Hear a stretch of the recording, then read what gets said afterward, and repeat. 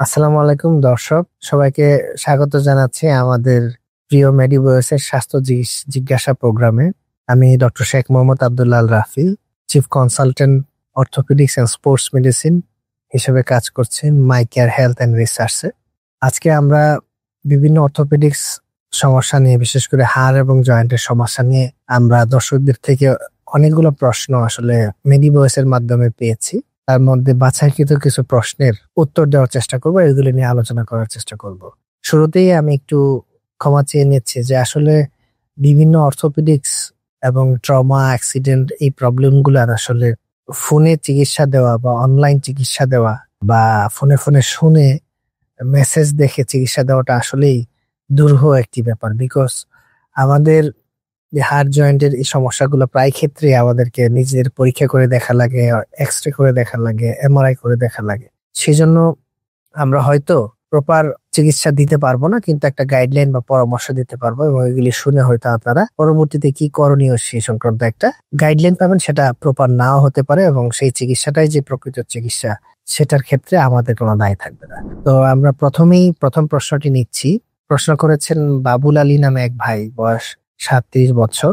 উনি প্রশ্ন করেছেন, আসসালামু আলাইকুম স্যার, 3 বছর আগে আমি সাইকেল থেকে পরে পায়ের হাড় ভেঙে গিয়েছিল। গ্রামে একজন ডাক্তার কিছু ওষুধ আর 2টা অ্যাঙ্কেলের পট্টি দিয়েছিলেন। অনেকদিন পরে হাঁটাচলা ঠিক হয়। এখন মাঝে মাঝে সেই জায়গায় ব্যথা হয়, বিশেষ করে গরমের সময় ব্যথাটা বেশি হয়। এটা কি এমনিতেই ভালো হবে নাকি ডাক্তার দেখাতে হবে? একটু পরামর্শ দিলে ভালো হতো। জি, ধন্যবাদ বাবুল সাহেব। আপনি যে প্রশ্নটি করেছেন যে আপনার 3 বছর আগে সাইকেল থেকে পড়ে পায়ের হাড় ভেঙে গিয়েছিল। আসলে পায়ে তো অনেকগুলো হাড় আছে, আমাদের নি জয়েন্ট থেকে শুরু করে বা পায়ের গোড়ালি পর্যন্ত এবং গোড়ালি থেকে শুরু করে পায়ের আঙুল পর্যন্ত, এখানে অনেকগুলো হাড়। এক্স্যাক্টলি কোন হাড় ভেঙেছিল এবং কেমন ভাবে ভেঙেছিল তার উপরে আসলে ট্রিটমেন্ট প্ল্যানটা নির্ভর করবে। যেহেতু 3 বছর হয়ে গেছে, আমরা ধরে নিচ্ছি হাড়টি জোড়া লেগে গিয়েছে, তারপরেও কিন্তু আপনার ওখানে ব্যথা আছে। সো এই ক্ষেত্রে আসলে আমাদের উচিত ছিল একটি এক্সরে করে বর্তমানে ফ্র্যাকচারটি আসলে জোড়া লেগেছে কিনা, লাগলে কি অবস্থায় আছে, সেক্ষেত্রে হাড়ের কোয়ালিটি এখন কেমন আছে, হাড়ের ঘনত্ব কেমন আছে, কোনো হাড় ক্ষয় আছে কিনা সেখানে, বা অন্য কোনো অ্যাসোসিয়েটেড লক্ষণ আছে কিনা, সেগুলি দেখে আমরা পাশাপাশি আপনার যে জায়গায় ব্যথা সেটা কি আসলে ভাঙার সাথে সম্পৃক্ত কিনা, নাকি এটা নতুন অন্য কোনো সমস্যার কারণে ব্যথা, সেগুলি মানে বুঝতে পারলে আমাদের পরামর্শ দিতে সুবিধা হতো। যাই হোক, তারপর একটা আপনাকে পরামর্শ দিচ্ছি। হতে পারে আপনার এই পেইনটা আপনি যখন ফ্র্যাকচার হয়েছিল তারপরে এই ফ্র্যাকচার একটা কমন কমপ্লিকেশন হচ্ছে, আমরা এটাকে বলি CRPS, complex regional pain syndrome. নামটা যেমন কঠিন, কিন্তু এই রোগটা কিন্তু খুবই কমন। সেটা হচ্ছে কি, পায়ের গোড়ালি বা পায়ের আশেপাশে যদি কোনো ফ্র্যাকচার হয়, গবেষণায় দেখা গেছে যে 30% কেসে, মানে 100-র মধ্যে 30টা রোগী কিন্তু একটা ফ্র্যাকচার হওয়ার পরবর্তী একটা জটিলতায় ভুগে। মানে ফ্র্যাকচারের কারণে একটা কমপ্লিকেশন বা জটিলতা, সেটাকে আমরা সিআরপিএস বলি। মানে ওই ক্ষেত্রে রোগীদের ক্ষেত্রে দেখা যায় যে রোগীদের পায়ের হাড় জোড়া লেগে গেছে ঠিকই, কিন্তু তারপরেও রোগীর পায়ে ব্যথা, ফুলা, রোগীর পা অনেক সময় ঘেমে যায় এবং এই ব্যথাটা কোনোভাবে ভালো হতে চায় না। 1 মাস, 2 মাস, 3 মাস, 4 মাস, 1 বছর, অনেক সময় 3-4 বছর আপনার মতো ব্যথা থাকে। এবং এই ক্ষেত্রে আমরা এক্সরে করলে দেখতে পাই যে পায়ের হাড়টা একেবারে ক্ষয় হয়ে যায়। এটাকে আমরা বলি অস্টিওপোরোসিস বা রিজিওনাল অস্টিওপোরোসিস। মানে শরীরের অন্য জায়গার হাড় ভালো, কিন্তু এই জায়গার হাড়টা আসলে ক্ষয় হয়ে গেছে। যদি সিআরপিএসই হয়ে থাকে আপনার সমস্যাটি, মানে আপনার ফ্র্যাকচারের পরবর্তী যে জটিলতা এবং ফ্র্যাকচারের কারণে আপনার ব্যথাটা দীর্ঘস্থায়ী হয়ে গিয়েছে, এই কারণেই আমরা এটাকে কমপ্লেক্স রিজিওনাল পেইন সিনড্রোম বলি। মানে আপনার ভাঙার চারপাশে আশেপাশে আপনার ব্যথাটা দীর্ঘস্থায়ী হয়ে যাওয়া।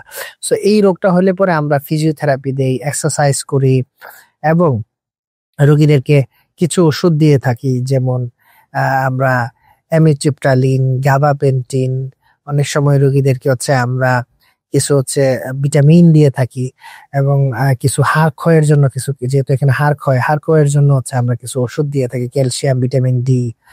এরপরেও যদি এগুলি ইমপ্রুভ না হয়, প্রয়োজনে ক্ষেত্র বিশেষে এই রোগের তীব্রতা অনুযায়ী আমরা বিভিন্ন ধরনের ইন্টারভেনশন নিয়ে থাকি। তো এগুলি আসলে নির্ভর করবে আসলে আপনার এখন রোগের তীব্রতা কেমন, কারণ আপনার ব্যথার তীব্রতা কতটুকু, আপনার হাড় খড় হয়েছে কিনা, এগুলিও আসলে আপনি প্রশ্নে বলেন নাই। এক্ষেত্রে আমার পরামর্শ থাকবে, আপনার ব্যথা যদি সত্যিই তীব্র হয়, আপনি ফিজিওথেরাপি, এক্সারসাইজ এগুলি করার পরেও যদি আসলে ইমপ্রুভমেন্ট না হয়, সেক্ষেত্রে আপনি একজন একজন ডাক্তার দেখানো এবং প্রয়োজনে আরো ইনভেস্টিগেশন করে আপনার পরামর্শটি নিতে পারেন।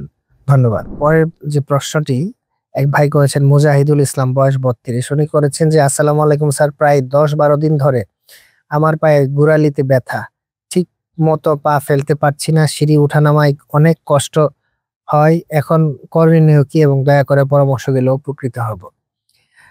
জি ভাই, পায়ের গোড়ালি তো একটা বড় স্ট্রাকচার। গোড়ালির পিছন দিকে বা পোস্টেরিয়র হিল পেইনের জন্য কিছু কিছু রোগ দায়ী। আবার গোড়ালির নিচের দিকে, মানে আমরা যে জায়গায় ঠিক পায়াটা ফেলি, ভর দেয় পায়ের পাতার গোড়ালির দিকটা, এটাকে আমরা প্লান্টার সাইড বা নিচের দিক বলতে পারি। সো এই দিকে গোড়ালির ব্যথা যদি হয়, তখন আবার আর অন্য কিছু কারণ থাকে আর কি। ইউজুয়ালি পায়ের গোড়ালির ব্যথা পায়ের পিছনের দিকে যদি হয়, সেটা আমাদের অ্যাকিলিস টেন্ডনোপ্যাথি নামে একটা রোগ হয়, বা রেট্রোক্যালকেনিয়াল বার্সাইটিস থাকে অনেক সময় তার সাথে। সেই রোগটার কারণে বেশি ব্যথা হয়। যেমন অ্যাকিলিস টেন্ডন হচ্ছে পায়ের গোড়ালির সবচেয়ে মোটা যে রগ বা টেন্ডনটা, এটাতে প্রদাহ হয়। এই প্রদাহটাকে আমরা বলি টেন্ডিনাইটিস। এই টেন্ডিনাইটিস যদি হয়ে থাকে, তাহলে সবচেয়ে ইফেক্টিভ ট্রিটমেন্ট হচ্ছে এক্সারসাইজ বা ব্যায়াম। এটাকে আমরা বলি এক্সেন্ট্রিক এক্সারসাইজ। মানে রোগীকে আমরা একটা সিঁড়ির পাশে অথবা একটা কাঠের ব্লকের পাশে দাঁড়িয়ে আমরা বলি হচ্ছে, আপনি একটা সাপোর্টে ধরে পাটাকে, এরকম হিলটাকে আপনি এরকম একবার পাটাকে ভাঁজ করবেন, একবার সোজা করবেন, একবার ভাঁজ করবেন, একবার সোজা করবেন। এভাবে হচ্ছে পিছনের যে রগটা আছে এটাতে স্ট্রেচিং করা, গ্রাজুয়ালি স্ট্রেচিং করলে পরে 3-4 মাস স্ট্রেচিং করলে পরে এই রগটার যে প্রদাহটা, এটা আস্তে আস্তে কমতে থাকে এবং এটা রিমডেলিং হয়ে এটা ইমপ্রুভ হয়ে যায়। তার পাশাপাশি আমরা কিছু ব্যথানাশক ওষুধ, কিছু এনএসআইডি এগুলি প্রয়োগ করে থাকি। এগুলিও যদি ইমপ্রুভমেন্ট না হয় এবং মানে আমাদের প্রপার এক্সারসাইজ করার পরেও যদি কোনো উন্নতি না দেখেন, তাহলে অনেক সময় আমরা এখানে পিআরপি বা প্লাটলেট রিচ প্লাজমা প্রয়োগ করতে পারি আল্ট্রাসোনোগ্রামের সাহায্যে। সো পিআরপি দিলেও অনেক সময় অনেক রোগীদের এই টেন্ডিনাইটিস প্রদাহটা দূর হয়ে যায়। আর যদি পায়ের একেবারে গোড়ালির নিচের অংশ, যে জায়গায় আমরা ঘুম থেকে ওঠার পরে দেখা গেছে অনেক রোগীরাই বলে, স্যার আমার ঘুম থেকে ওঠার পরে পাটা ফেললেই ব্যথা শুরু হয়ে যায়, অথবা হচ্ছে আমি চেয়ারে বসেছিলাম, হাঁটা শুরু করলেই ব্যথা শুরু হয়ে যায়, পা আর ফেলতে পারি না।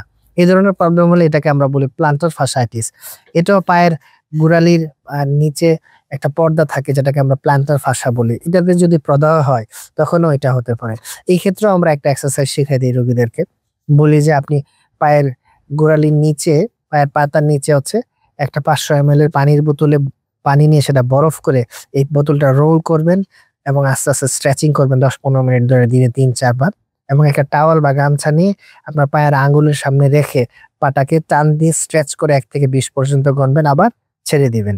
সো এই স্ট্রেচিং এক্সারসাইজ গুলি করলে পরে পাটা ফ্লেক্সিবল হয়, রিল্যাক্সড হয়, প্লান্টার ফাসাটা টাইট থাকলে সেটা রিল্যাক্স হয়ে যায়।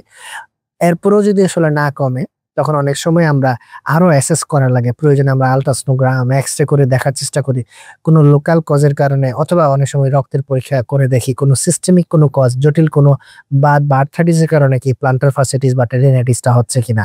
যদি তা হয়ে থাকে, সেই অনুযায়ী আসলে পার্টিকুলার ট্রিটমেন্ট ডক্টর দিয়ে থাকে, এবং এখানেও পিআরপি ট্রিটমেন্ট দেওয়া যেতে পারে, এবং সেই ক্ষেত্রে আমরা আল্ট্রাসোনো গাইডেড দেই। এক্ষেত্রে আপনার প্রতি পরামর্শ থাকবে, যদি বেশি তীব্র হয়, ব্যায়াম করার পরও ইমপ্রুভমেন্ট না হয়, আপনি একজন চিকিৎসক দেখিয়ে নেবেন। আমার প্রায় 3 বছর ধরে কোমর আর মেরুদণ্ডের নিচের দিক থেকে ঘাড় পর্যন্ত খুব ব্যথা করে। ব্যথার ওষুধ খেলে সাময়িক আরাম পাই, কিন্তু একেবারেই সারে না। একজন ডাক্তার দেখিয়ে রক্ত পরীক্ষা করেছি, তাতেও কিছু পড়ে নাই। পিঠে একটু চাপ দিলে হাড় যেন মুড়মুড় করে ফুটে। এখন কি করব, প্লিজ একটু পরামর্শ দিন। ভাই, আপনি যে প্রবলেমটা বলছেন ব্যাক পেইন, হ্যাঁ? তো এখানে বলছেন যে কোমর থেকে আসলে একেবারে ঘাড় পর্যন্ত, মানে পুরা মেরুদণ্ডে পিঠের মধ্যে আসলে ব্যথা করে। সো আসলে ব্যাক পেইন এর অনেক কারণ, এখানে শত শত কারণ আছে ব্যাক পেইন এর।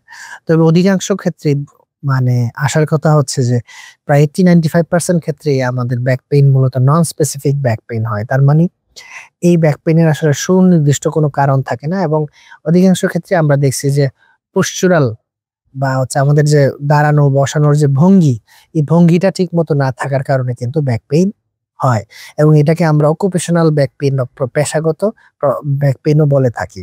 সো এই যে আপনার যে ব্যাক পেইন, আপনি এখানে দেখলাম যে আপনার পেশাটা কি সেটা আমাদের উল্লেখ করেন নাই। আপনি কি কাজ করেন সেটা আমরা জানতে পারি নাই। এটা জানতে পারলে আমরা বুঝতে পারতাম যে আপনার পেশার সাথে এই ব্যাক পেইনের সম্পর্ক আছে কিনা, এবং আপনি যে ডেস্কে কাজ করেন সেই ডেস্কের হাইট, চেয়ারের হাইট ঠিক আছে কিনা, আপনার বসার ভঙ্গি এবং দাঁড়ানোর ভঙ্গি ঠিক আছে কিনা, এগুলা দেখে নিবেন। বসার ভঙ্গি এবং দাঁড়ানোর ভঙ্গি এবং ওয়ার্ক প্লেস যদি আপনি ঠিক করেন, অধিকাংশ ক্ষেত্রে ব্যাক পেইনটা ঠিক হয়ে যায়। এরপরেও অনেক সময় হচ্ছে প্রয়োজন আমাদের ফিজিওথেরাপি এক্সারসাইজ এগুলি নেওয়া লাগে। বিভিন্ন ধরনের কোমরের এক্সারসাইজ আছে, ব্যাক স্ট্রেংথেনিং এক্সারসাইজ, এগুলি যদি ইউটিউবে আমাদের চ্যানেলগুলোতে বিভিন্ন ভিডিও দেখেন আপনি, কোমরের মাসেল স্ট্রেংথেনিং করার জন্য অনেক এক্সারসাইজ ব্যায়াম আছে, সেগুলি করলে পরে অনেক সময় ব্যাক পেইন কমে যায়। এরপরেও যদি আপনার ব্যাক পেইন না কমে, আপনাকে রক্তের পরীক্ষার পাশাপাশি প্রয়োজনে এক্স-রে, এমআরআই এই পরীক্ষাগুলিও করা লাগতে পারে। এখানে একটা বিষয় আপনি এখানে উল্লেখ করেন নাই যে আপনার ব্যথাটা পায়ের দিকে নামে কিনা। কোমর ব্যথা যদি কখনো পায়ের দিকে নামে, ঠিক আছে? তখন আমরা এটাকে গুরুত্বপূর্ণ মনে করি।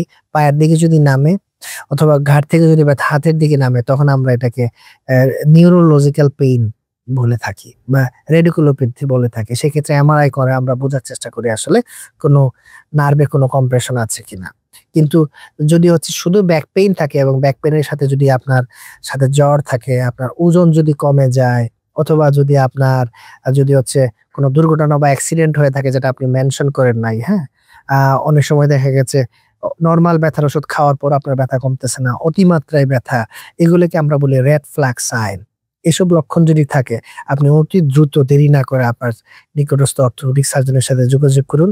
আমরা দেখার চেষ্টা করব কোনো সুনির্দিষ্ট কারণে আপনার ব্যাক পেইন হচ্ছে কিনা, এবং সেই অনুযায়ী আমরা চিকিৎসা ব্যবস্থা গ্রহণ করব। ধন্যবাদ। আমরা এরপরে আরেকটি প্রশ্ন নিচ্ছি। আমাদের এক বোন প্রশ্ন করেছেন, তার নাম লাইলা সুলতানা, বয়স ৪২। উনি বলছেন, স্যার অনেকদিন ধরে মাথা, ঘাড়, হাত পা সব জায়গায় ব্যথা থাকে। ডাক্তার দেখাইছিলাম, উনি বলছেন এটা নাকি ফাইব্রোমায়ালজিয়া নামক একটা রোগ। তখন থেকে রিমাকেব, এসআর, সালারজিন আর পলিসন খাচ্ছি।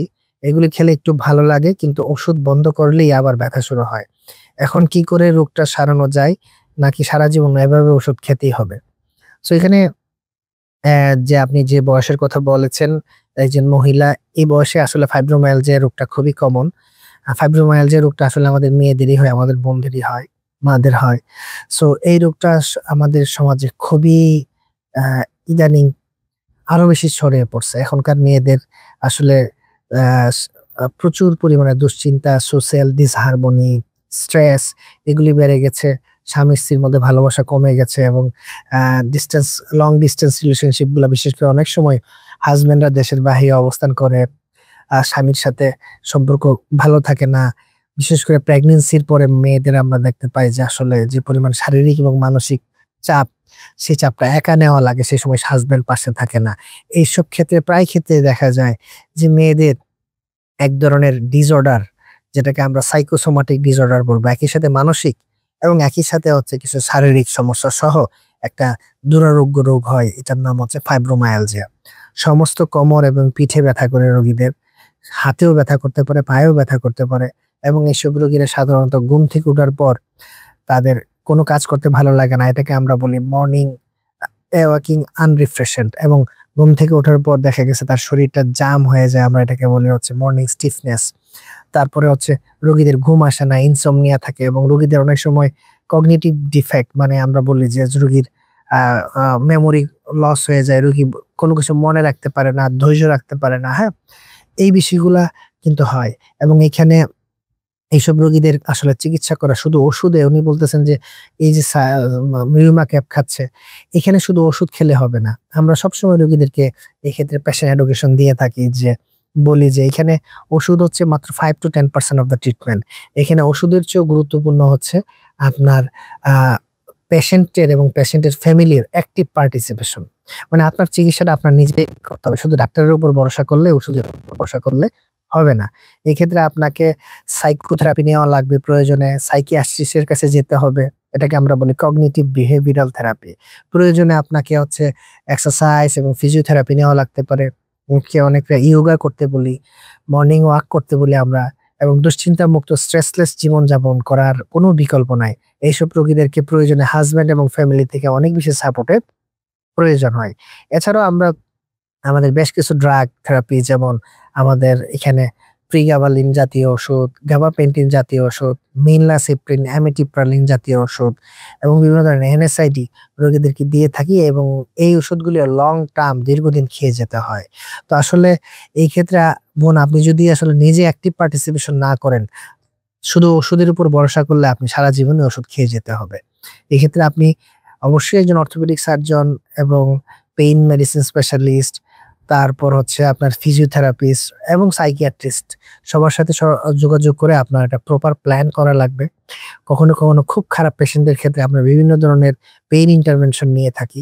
আপনি যদি খুবই কষ্টে থাকেন আমাদের সাথে যোগাযোগ করতে পারেন, অথবা যেকোনো এক্সপার্ট বিশেষজ্ঞের সাথে আপনার সমস্যার জন্য যোগাযোগ করতে পারেন। আসসালামু আলাইকুম স্যার, আমি ডায়াবেটিসের জন্য অনেক দিন ধরে চিকিৎসা নিচ্ছি, কিন্তু এখন পা দুটোতে ভীষণ ব্যথা করে, এরকম জ্বালা পোড়া করে, মাঝে মাঝে ফুলেও থাকে, হাঁটতে খুব কষ্ট হয়। নিয়মিত ওষুধ খাচ্ছি কিন্তু তেমন কোনো ফল পাচ্ছি না। ব্যথা ও জ্বালা পোড়া দিন দিন বাড়ছে মনে হচ্ছে। এখন আমার করণীয় কি, যদি একটু জানাতেন। বা এখানে আপনি আপনি বলছেন যে আপনি 48 বছরের এবং আপনি ডায়াবেটিসের পেশেন্ট। আপনার লক্ষণ শুনে মনে হচ্ছে আপনার ডায়াবেটিক নিউরোপ্যাথি হয়েছে। ডায়াবেটিক নিউরোপ্যাথি একটা খুবই কমন সমস্যা। তবে আপনি যদি ডায়াবেটিসে ঠিক কতদিন ধরে ভুগছেন এটা যদি বলতেন, তাহলে আপনার সম্পর্কে প্রেডিক্ট করতে আমাদের আরো সুবিধা হতো। সাধারণত এই ডায়াবেটিক নিউরোপ্যাথির পেশেন্ট গুলা দীর্ঘদিন ডায়াবেটিসে যখন আমরা ভুগে থাকি, ডায়াবেটিস দীর্ঘদিন ভোগার কারণে আমার কিছু কিছু হচ্ছে মাইক্রো এনজিওপ্যাথিক ডিজিজ হয়। ওই ডিজিজ গুলা হওয়ার কারণে আমাদের যে হাত এবং পায়ের যে ছোট ছোট নার্ভ গুলো আছে বা স্নায়ুগুলো আছে, ওগুলা নষ্ট হয়ে যায়, এবং ওগুলি নষ্ট হয়ে গেলে পরে আমাদের হাত পায়ের বোধ শক্তিগুলা বা সেন্সেশন আস্তে আস্তে কমতে থাকে, এবং হাত পায়ে অ্যাবনর্মাল সেন্সেশন ফিল করতে থাকি। আর এই অ্যাবনর্মাল সেন্সেশন গুলো আমাদের রোগীরা আমাদের কাছে বলে হাত পায়ে জ্বালা পোড়া করে, জিনজিন শিনশিন করে, অবশ অবশ লাগে, চিলিক লাগে, বিভিন্নভাবে বিভিন্ন ভাষায় আমাদের রোগীরা আমাদের কাছে এক্সপ্লেইন করে। এই যে ডায়াবেটিক নিউরোপ্যাথির সিভিয়ারিটি আছে, মাইল্ড, মডারেট, সিভিয়ার, মানে আসলে কতটা তীব্র তার মাপার পদ্ধতি আছে। আমরা আমাদের সেন্টারে মাইকেয়ারে যেটা আমরা করি, আমাদের সব রোগীদেরকে ভাইব্রেশন পারসেপশন থ্রেশহোল্ড, আপনার একটা পরীক্ষা, এটাকে বলি আমরা ভাইব্রেশন পারসেপশন থ্রেশহোল্ড বা বিপিটি। এই পরীক্ষার মাধ্যমে আমরা বোঝার চেষ্টা করি যে আপনার যে ফুটের নার্ভের সেন্সেশন কত কমে গেছে এবং কোন কোন রিজিয়নে কতটুকু কমছে, এবং সেই অনুযায়ী আমরা প্রেডিক্ট করার চেষ্টা করি যে আপনার এই ফুটের আলসার হওয়ার সম্ভাবনা বা ফুটের মানে লং টার্ম ড্যামেজ হওয়ার সম্ভাবনা কতটুকু, এবং সেই অনুযায়ী আমরা প্রপার ট্রিটমেন্ট প্ল্যান দিয়ে থাকি। এই ক্ষেত্রে আসলে আপনাকে অবশ্যই এই পরীক্ষাগুলি করতে হবে, এবং এটা আসলে ডায়াবেটিক নিউরোপ্যাথি নাকি অন্য কোনো পরীক্ষা তার জন্য আরো অ্যাসোসিয়েটেড ইনভেস্টিগেশন লাগতে পারে। শুধুমাত্র তখনই আপনাকে কাস্টমাইজ প্ল্যান দেওয়া যাবে। তবে আপাতত একটি কথা আপনাকে বলতেই হচ্ছে, সেটি হচ্ছে আপনার ডায়াবেটিস কন্ট্রোলের কোনো বিকল্প নাই। সেক্ষেত্রে যে আমরা বলে থাকি যে 3D, drug, discipline and diet. So এই 3টা ডি ফলো করে আপনি আগে ডায়াবেটিস ঠিক করেন। ডায়াবেটিস যদি লং টার্ম ম্যানেজমেন্ট আপনি ঠিক না করতে পারেন, তাহলে এই ডায়াবেটিক নিউরোপ্যাথি বা ডায়াবেটিসের জনিত পায়ে জিনজিন ছিনছিন সমস্যার কোনো পার্মানেন্ট পরিত্রাণ আমরা পাবো না। তো এই ক্ষেত্রে ফুডের ক্ষেত্রে যে ফুড ম্যানেজমেন্টটা আমরা হয়তো ডায়াবেটিক পডিয়াট্রিস স্পেশালিস্ট বা ফুড স্পেশালিস্ট যারা আমাদের অর্থোপেডিক্স ফুড এন্ড অ্যাঙ্কেল নিয়ে কাজ করে, তারা হয়তো দেখবে, কিন্তু ডায়াবেটিস ম্যানেজমেন্টটা ম্যান্ডেটরি। ধন্যবাদ ভাই, আপনার ডায়াবেটিসটা ম্যানেজ করে আমাদের সাথে প্রয়োজনে যোগাযোগ করবেন। স্যার আদাব, আমি ইউরিক অ্যাসিড কমানোর ওষুধ খাচ্ছি। ওষুধ খাওয়ার পর কিছু ব্যথা কমেছে, কিন্তু পায়ের গোড়ালি এবং 2 হাতের কবজি এখনো ব্যথা থাকে, ফুলে যায়। পায়ের গোড়ালি এবং 2 হাতের কবজি। আমি টুফাসিড এক্স আর 11 মিলিগ্রাম ওষুধ খাচ্ছি, না খেলে চলাফেরা কষ্টকর হয়ে যায়। এই সমস্যার সমাধান কিভাবে পাবো? ধন্যবাদ। যে প্রশ্ন করছেন তার বয়সটা জানতে পারলে ভালো হতো। সে ছেলে নামিয়ে আমরা ধরে নিচ্ছি সে ছেলে, যেহেতু গাউট বা ইউরিক অ্যাসিডের সমস্যা অলমোস্ট অলওয়েজ ছেলেদের হয়। শুধুমাত্র হচ্ছে পোস্টমেনোপজাল ওমেন দের ক্ষেত্রে আসলে গাউট হয়। এছাড়া ম্যাক্সিমাম ক্ষেত্রে গাউট ছেলেদের রোগ। সো গাউট ইয়াং অ্যাডাল্টদের হচ্ছে ডিজিজ, এবং এইটার সাথে ইউরিক অ্যাসিড নামক একটা উপাদানের সম্পর্ক আছে। ডায়াবেটিস যেমন হয় গ্লুকোজ রক্তে বেড়ে গেলে, ঠিক একইভাবে ইউরিক অ্যাসিড যদি বেড়ে যায় তখন গাউট হওয়ার একটা সম্ভাবনা থাকে। এই ইউরিক অ্যাসিডটা আমাদের জয়েন্টের এবং আমাদের বিভিন্ন জয়েন্টের আশেপাশের স্ট্রাকচার গুলাতে ডিপোজিট হয়, জমা হয়। অতিরিক্ত যে ইউরিক অ্যাসিডটা, রক্তে নর্মালি ইউরিক অ্যাসিডের একটা মাত্রা আছে, সেটা 5 to 6 মিলিগ্রাম পার ডিএল এর কম থাকে, কিন্তু এর চেয়ে বেশি বেড়ে গেলে এটা বিভিন্ন জয়েন্টে জমা পড়ে, জমে এই জয়েন্টে প্রদাহ সৃষ্টি করে, এবং এই প্রদাহের কারণে আস্তে আস্তে জয়েন্টটা ড্যামেজ হয়ে যায়, জয়েন্টটা ক্ষয় হইতে থাকে, নষ্ট হইতে থাকে।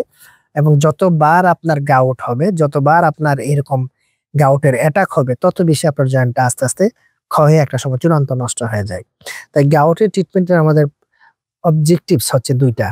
একটা হচ্ছে যে আমার অ্যাকিউট গাউট হলে যত দ্রুত সম্ভব এই অ্যাকিউট অ্যাটাকটাকে বা এই তীব্রতাটাকে কমায় ফেলা, যেন সে কম ড্যামেজ করতে পারে। আর যখন এই অ্যাকিউট অ্যাটাকটা 1 থেকে 2 সপ্তাহের মধ্যে সাধারণত চলে গেলে মাঝখানের সময়টায় আমাদের টার্গেট থাকে যে রিকারেন্ট অ্যাটাক, মানে আবার যেন গাউট না হয় সেটা আমাদের প্রতিরোধ করা। সো অ্যাকিউট অ্যাটাকের জন্য কিছু ওষুধ এবং অ্যাডভাইস থাকে, এবং রিকারেন্ট অ্যাটাক প্রতিরোধ করার জন্য কিছু ওষুধ এবং অ্যাডভাইস আমরা রোগীদেরকে দিয়ে থাকি।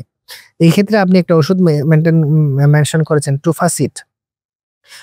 এটা হয়তো টুফাসিটিনিব জাতীয় একটা ওষুধ। টুফাসিটিনিব কিন্তু আসলে অন্য ধরনের একটা ওষুধ, এটাকে আমরা জ্যাক ইনহিবিটর বলি। তো এই ওষুধ কিন্তু আসলে গাউটের জন্য কোনো রিকমেন্ডেড ওষুধ না। সো এইটা আপনাকে খাওয়া যাবে না। রেদার আপনার গাউটের জন্য আপনার যখন অ্যাকিউট অ্যাটাক হবে, তখন খুবই উচ্চ মাত্রার ব্যথানাশক বা এনএসআইডি জাতীয় আমরা ওষুধ দিয়ে দ্রুত গাউটকে কমানোর চেষ্টা করি, এবং রোগীকে বলি রেস্টে থাকবেন, হাঁটাহাঁটি কম করবেন, কারণ আপনি যত বেশি ওই অ্যাকিউট অ্যাটাককে বাড়াবেন তত আপনার ড্যামেজটা হবে। জ্বরের সময় যেমন আমাদের টার্গেট থাকে জ্বর কমানো, বাসায় বসে থাকা, আল্লাহ আল্লাহ করা। যখন আপনার অ্যাকিউট অ্যাটাক হবে তখনও আপনাকে এই ধরনের কোন রকম হচ্ছে ওষুধ খেয়ে রেস্ট নিয়ে কাটাতে হবে। যখন আমাদের তীব্রতাটা কমে আসবে তখনই সত্য আপনি ইউরিক অ্যাসিডের মাত্রা কমানোর কিছু ওষুধ আছে, সেগুলোকে আমরা বলি হচ্ছে ইউরিক ড্রাগ। এই ওষুধগুলা যেমন ফেবুক্সোস্টেট সহ অনেক ধরনের, অ্যালোপিরিনল, অনেক ধরনের ওষুধ আছে বাজারে। আমরা আপনার কিডনি ফাংশন এবং অনেকগুলি বিষয় অ্যাসেস করে আপনার জন্য একটা প্রপার ওষুধ সিলেক্ট করব। বিভিন্ন ডোজে দেওয়া যেতে পারে, আপনার ইউরিক অ্যাসিডের মাত্রার উপরে সেগুলো নির্ভর করবে। এছাড়াও অনেক সময় আমরা রোগীদেরকে বিভিন্ন ধরনের ডায়েট রেস্ট্রিকশন করি, যদিও খুব অ্যাবসোলিউট ডায়েট রেস্ট্রিকশন আর এখন রিকমেন্ড আমরা করি না, তবে গরুর মাংস বা রেড মিট অবশ্যই আমরা রোগীদেরকে অ্যাভয়েড করতে বলি। তো এই ক্ষেত্রে আসলে আপনার ওষুধটা আপনার জন্য পরামর্শ, টুফাসিটটা খাওয়া যাবে না, এবং গাউটের ঠিক কোন ওষুধ খাবেন সেটা আসলে আমাদের নির্ভর করবে আপনার গাউটটাকে অ্যাকিউট স্টেজে আছে নাকি ডরমেন্ট রেসিসিভ স্টেজে আছে। সেক্ষেত্রে আপনার ইউরিক অ্যাসিডের মাত্রা যদি বেশি হয়, আপনার অবশ্যই ইউরিক অ্যাসিডের মাত্রা কমানোর ওষুধ খাওয়া লাগতে পারে। এরপরের প্রশ্ন করেছেন সাজেদা বেগম নামে একজন ভদ্র মহিলা, বয়স হচ্ছে 45 বছর। উনি বলছেন, স্যার আমার হাত পা সবসময় চাবায়, মাঝে মাঝে টান ধরে। রংপুরে একজন ডাক্তার দেখিয়েছি, কিছু টেস্ট দিয়েছেন, প্রেসক্রিপশন করে দিয়েছেন, অনেকদিন ওষুধ খেলেও কোনো উপকার পাইনি। এখন করণীয় কি? আপনার পরামর্শ চাই। 45 বছরের একজন মেয়ে যারা হাত পা সবসময় চাবায়, মাঝে মাঝে টান ধরে। আসলে চাবায় টান ধরে মানে হচ্ছে জয়েন্টে ব্যথা হচ্ছে, গিরাগাড়ায় ব্যথা হচ্ছে। জয়েন্টের বিভিন্ন হাত এবং পায়ের জয়েন্ট গুলার ব্যথা অন্যতম প্রধান কারণ হচ্ছে মেয়েদের এই এজে, সেটা হচ্ছে রিউমাটয়েড আর্থ্রাইটিস নামে এক জটিল বাত, আর্থ্রাইটিস।